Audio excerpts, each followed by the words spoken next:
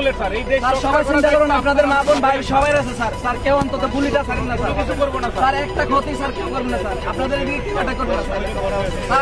Sir আপনাদের কাছে এখানে পুরো বাংলাদেশ আছে, তারা হয়তো এই ভুলটাই করছে। প্রথম দিন থেকে তারা একটাই ভুল করেছে, সেটা হলো তারা এখানে আমাদেরকে, আমাদের সন্তানদেরকে বিএনপি, জামাত, এই বিভিন্ন রাজাকার এই সকলে ভুল করেছে। আসলে এখানে পুরো বাংলাদেশ আছে। আমি একজন মা, আমার সামনে কালকে যখন রাজলক্ষ্মীতে 3টা স্টুডেন্টের গুলি লাগলো, আমি মা হয়ে কিচ্ছু করতে পারলাম না। আমি আমার মাতৃত্ব থেকে আমি আমার সন্তানদের জন্য আমি এখানে আসছি। আর একটি সন্তানেরও আমরা লাশ দেখতে চাই না, আমার একটি সন্তানের মুখে বুলেট দেখতে চাই না।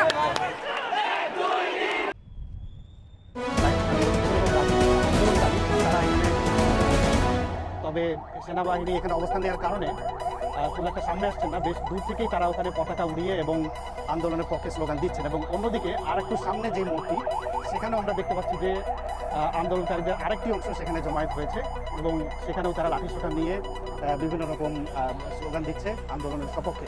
এরকম সহিংসতা কিছুতে নাই, সব স্টুডেন্ট এখানে, সবার আইডি কার্ড আছে, সবাই স্টুডেন্ট। আমরা এখানে আসছি শান্তিপূর্ণ আন্দোলনের জন্য।